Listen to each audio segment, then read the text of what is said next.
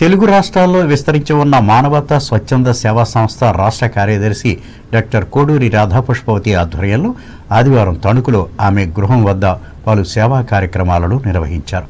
ఈ మేరకు ఆమె మనవడు శ్రీకాకుళపు విఘ్నేష్ కార్తికేయ జన్మదిన సందర్భంగా 8,000 రూపాయలు విలువ చేసే రెయిన్ కోట్లను వివిధ వృత్తులు చేసుకునే 15 మంది పేదవారికి అందజేసి ఆదర్శంగా నిలిచారు. ఈ సందర్భంగా రాధాపుష్పవతి మాట్లాడుతూ ఒకరి పుట్టినరోజు ఇతరులకు సంతోషం కలగాలనే ఉద్దేశంతో ఇటువంటి సేవా కార్యక్రమాలను మానవత్వ సంస్థ నిర్వహిస్తున్నట్లు చెప్పారు.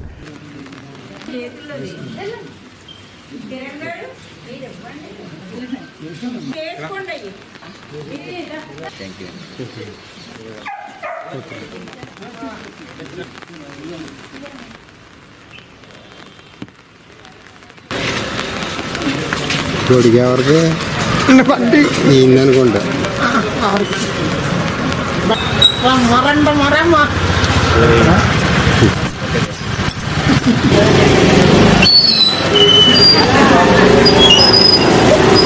తణుకులో వివిధ వృత్తులు చేస్తున్న వారికి వీళ్ళు ఈ రైన్ కోట్స్ని ఉపయోగించుకుని తమ వృత్తుల్ని కొనసాగించాలని నేను ఆశిస్తున్నాను. తణుకు మానవతా స్వచ్ఛంద సేవా సంస్థ అనేక రకాలైన సేవా కార్యక్రమాలు చేస్తుంది.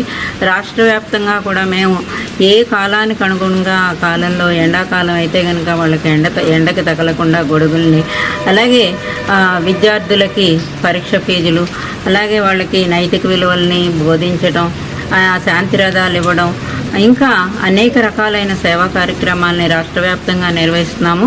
ఈ రోజున పొదిలిలో ఒక 50 లక్షల రూపాయల వాల్యూ అయిన ఒక భవనాన్ని మా సంస్థ వ్యవస్థాపకులు రామచంద్రారెడ్డి గారు ఓపెన్ చేయడం అనేది జరిగింది. ఆ 50 లక్షల రూపాయలు అంతా కూడా అతలు ఇచ్చిన విరాళాలతోటి అవన్నీ కూడా చేయటం అనేది జరుగుతుంది. రాష్ట్ర వ్యాప్తంగా చేస్తున్న సేవా కార్యక్రమాలను చూసి అందరూ కూడా ఇస్తున్నారు. ఇంకా మరిన్ని మా మానవతా సంస్థ చేస్తుందని ఆశిస్తున్నాను. కడించర్ల రాజరాజేశ్వరరావు అధ్యక్షతన జరిగిన ఈ కార్యక్రమంలో విశిష్ట దాత సంస్థ జిల్లా అభివృద్ధి కమిటీ అధ్యక్షురాలు చిట్టూరి సుజాత, కిరణ్ ఫౌండేషన్ అధినేత బొల్లా సతీష్ కుమార్, సంస్థ మాజీ అధ్యక్షులు కటారి శారదాదేవి, ఆలపాటి సుబ్బారావు, ప్రస్తుత కార్యదర్శి కటారి కాశీ విశ్వనాథరాజులు పాల్గొన్నారు.